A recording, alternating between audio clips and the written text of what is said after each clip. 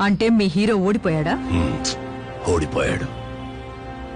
ఇప్పుడేం చేస్తాడు మీ హీరో? Will he give up?